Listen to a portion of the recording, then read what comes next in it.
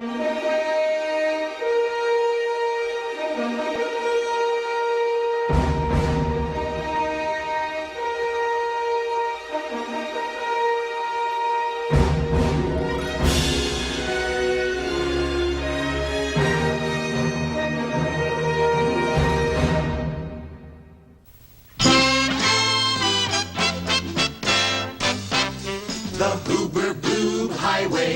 case you don't know, starts way up above and ends way down below.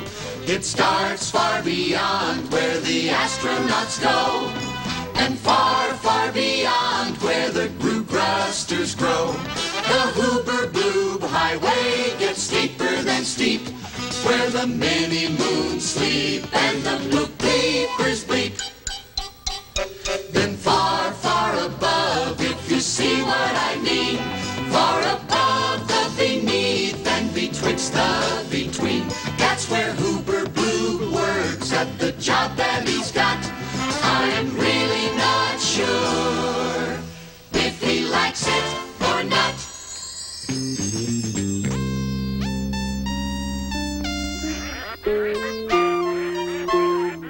Shoo, shoo, off.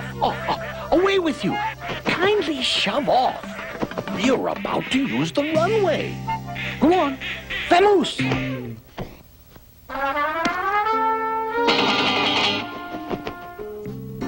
I, of course, am Mr. Hoober-Bloob, the dispatcher. Please. This is the place we dispatch them from. Down there is the place we dispatch them to. And this is how we go about it.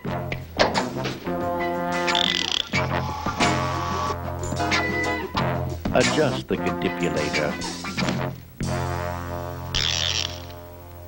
First, the carriage.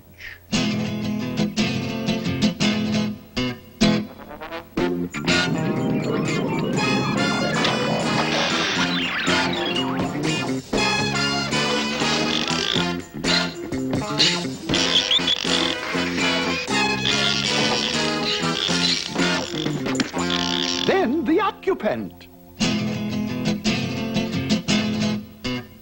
Please.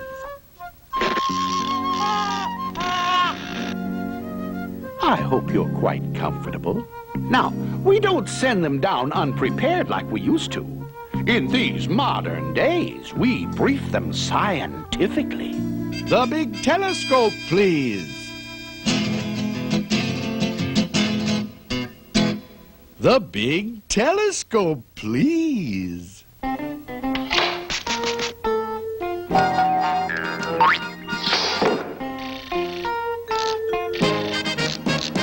Now, before we ship you down to Earth in your very special cart, we're going to be quite honest, and you'll listen if you're smart.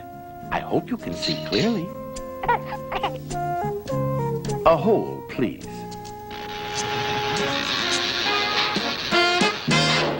There are so many places to send you that it's really only fair to give you some idea as to what goes on down there.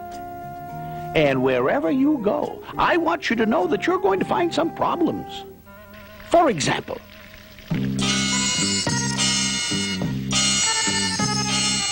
You might live in this lovely palace in Bajanajistan, and you might think that that would make you a very lucky little man. but, very frankly, the attic is simply infested with tigers.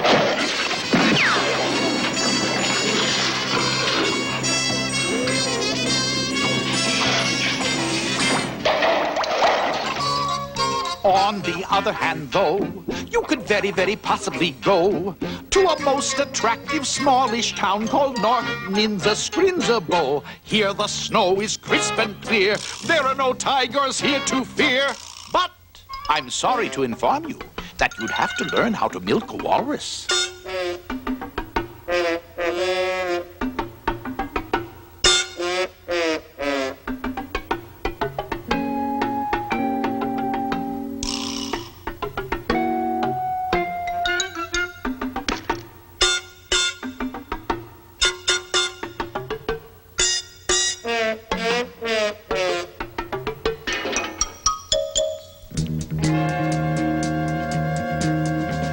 suppose you ascend to the town of Gazer, where the beautiful sidewalks go every which where, and you live in this happy home high in the air, with your bedroom up here and your bathroom up there.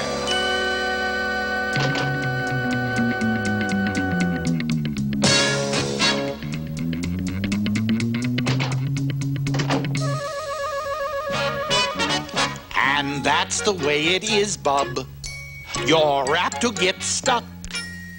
And the place that you live in is quite frankly a matter of luck. The hometown selection contraption, please.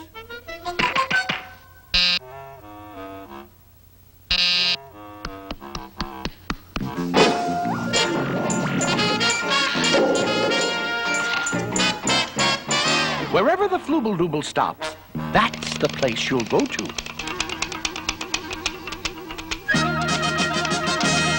We are delighted to be able to announce that this fortunate little fella has won the jackpot and the privilege of living in the town of West Wachacatella. Congratulations.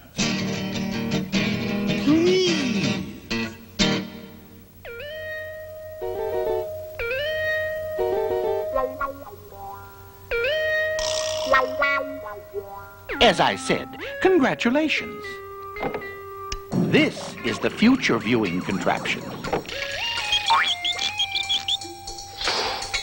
Now, before we actually send you down, we must show you what is going to happen to you down there in that town. And, Bub, if you don't like it, if you have the slightest doubt, and you don't want to go, just tell us so, and your trip will be canceled out. It's a deal? Roll the reel. This is your life in West Wachacatella. You've got your work cut out, young fellow, inasmuch as you've got to learn to do things such as put on your socks. Now your shirt. Now your breeches. No scratching, no matter how it itches. Keep your fingers occupied with more important things. Scrub out the bathtub. Never leave rings. Learn to use your toothbrush. Learn to use your hairbrush. Learn to use your shoe brush. Tie a knot, what a knot. Take a look at what you got. Answer the doorbell. Hang up your pajamas. Turn the television off. Turn the frizzolator on. Answer the doorbell. Socks. Shirt. Itches. Britches. Toothbrush. Hairbrush. Carry out the garbage can. Such an awkward little man. I warned you, Bub. Things move pretty fast down there. And also, sometimes things move very slowly.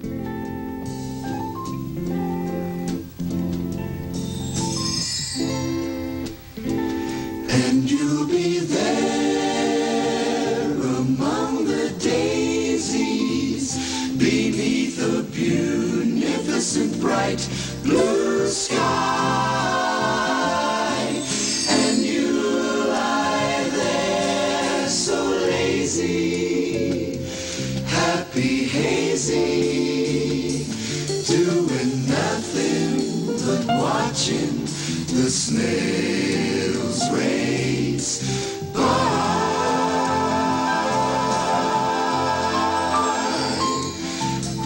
And here they come, past the half-mile post. It's Creeping Katie in the lead, a nose ahead of Soggy Toast.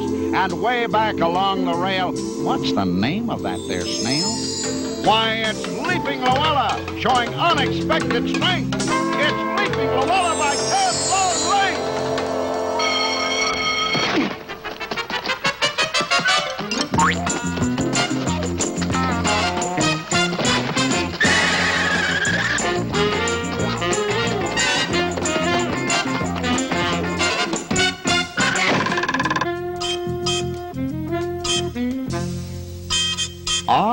sure you're quite comfortable? Well then, we will take up where your mother left off. If equilateral triangles meet with quadrilateral rhomboids, causing mathematical adenoids, I give you this little problem, bub. Can you postulate, rectangulate the conical coordinate of the parametric, heptatetric, rhomborebic, globothrebic, isoloidal, cosmic weight of the non-recurring distillate of the paranoidal dip? And that's just the beginning, Bob. Beginning, Bob. Beginning, Bob. Your head will really start spinning, Bob, when you take up theology. Biology, geology, theology, moonology, psychology, ideology, chronology, prunology, pharmacology, splatology, thisology, thatology, and jumpin' jolly, oh my golly gee! Oh, the things you have to know.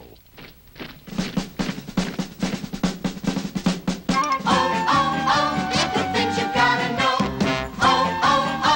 The things you gotta know. History, you have to know your history. You'll have to know those dusty, musty gents. Emperors, kings, and presidents. You'll have to remember which one is who, and remember his birthday and the size of his shoe. Remember Sir Oliver Oglethorpe? And dear old Ching Chong Chos? And which queen of Crumlin had a wart on the end of her nose? Who's that geezer? Julius Caesar? Looks to me like Ebenezer. No, that there is Ebenezer. This is Sir Frederick von Plump Pleaser. And this is Sir Alfred Fluther, Hilary Bennery Blurn. Oh my gracious goodness, but the things you've gotta learn. You'll have to know why do cows chew their cuds, and why are fiddle disters always blowing suds. You'll have to learn the smell of the pipulated pinkweed, how it differs from the smell of the stipulated stinkweed. How tall are the pyramids, how deep is the river Nile, and how many teeth in a crocodile's smile. And how many bones is a diplodocus? And how many bones is a Rhincorhynchodiplodocus?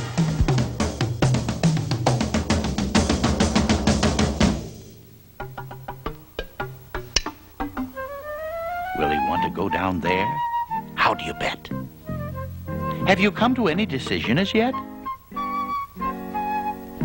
You'd like to see a little more, maybe? Huh?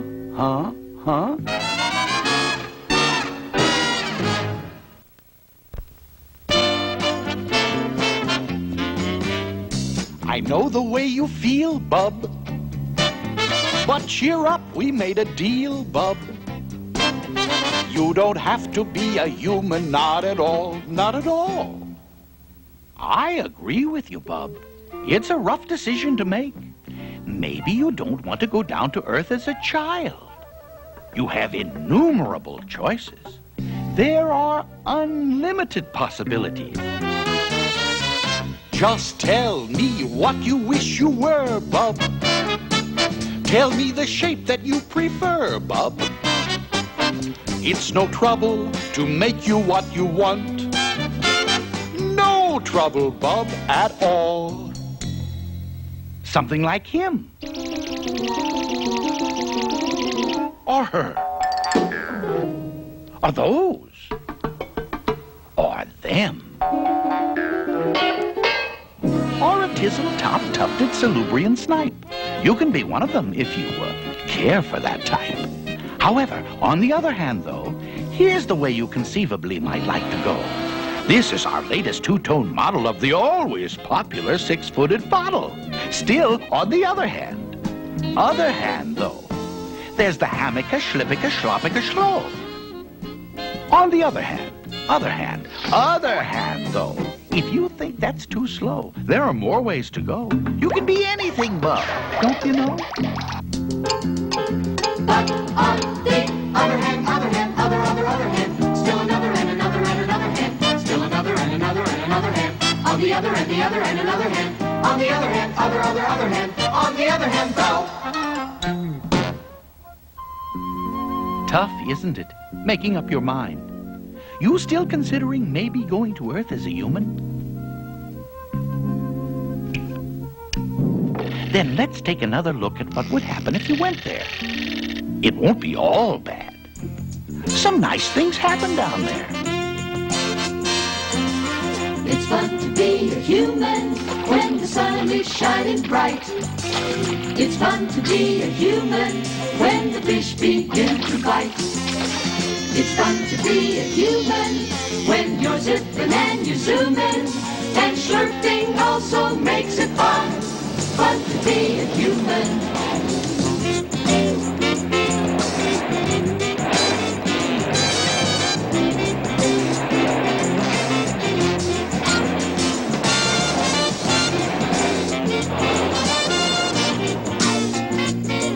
And slurping also makes it fun.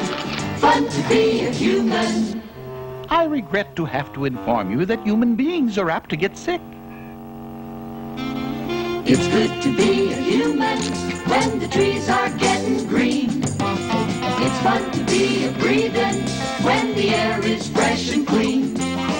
It's fun to be a human when sweet daffodils are blooming. F-U-N, fun, fun to be a human. I regret to have to inform you, you will lose an occasional tooth. It's fun to be a human when you're showing off your dive. And when you're on vacation, it's so great to be alive. I also regret to have to inform you, your vacation has just ended. You have now reached a point in your education when it's time to think about your future. What do you want to be when you grow up? A soldier? A sailor? A politician? A tailor? Maybe you're cut out to be a musician. Let's see if you have any talent.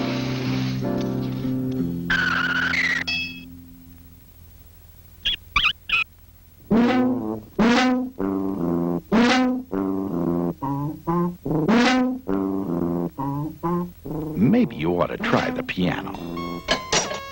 1 and 2 and 3 and 4 and...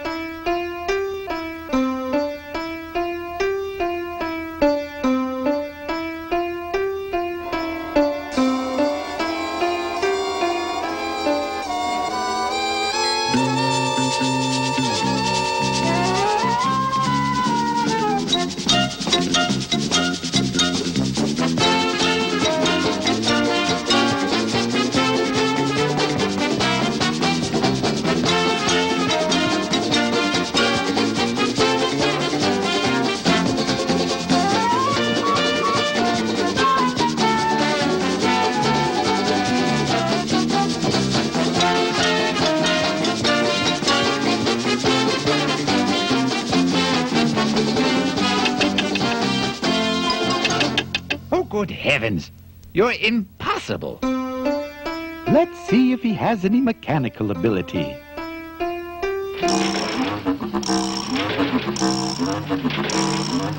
What do you do when a snorkin' goes slump and its front part starts sagging and so does its rump and it falls apart with a ghastly gazump?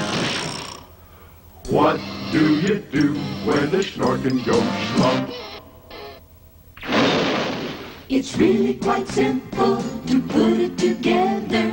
The gicular snurkle fits into the gourd. The thrombinbulocket fits into the sprocket. And the scrotular glocket fits into the schnur. And now you pick up the sprungated what's this? Releasing the pressurized. What have we got, sis? Well, maybe you're not mechanically inclined. How would you like to be a famous Tweedlebeetle statistician? You could be the world's greatest authority on Tweedlebeetle ballistics if you study Tweedlebeetles and their ballistic characteristics. Now, when Tweedle Beetles fight, it's called a Tweedle Beetle battle. And when they battle in a puddle, it's a Tweedle Beetle puddle battle. And when Tweedle Beetles battle with paddles in a puddle, they call it a Tweedle Beetle puddle paddle battle. And when beetles battle beetles in a puddle paddle battle, and the beetle battles puddle is a puddle in a bottle, they call this a Tweedle Beetle bottle puddle paddle battle muddle. And when beetles find these battles in a bottle with their paddles, and the bottles on a poodle, and the poodles eat noodles, they call this a muddle puddle tweedle poodle beetle noodle bottle paddle battle. And Stop it! Stop it! I can't stand it! That world is a vastly cruddy, bloody bore. You're much too nice a fella. I'm not going to send you there. Now what are you trying to say?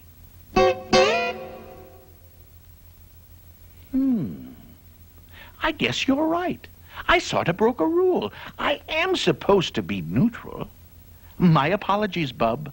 But I must perform the job for which I'm paid. You'll just have to see the rest of the picture, I'm afraid.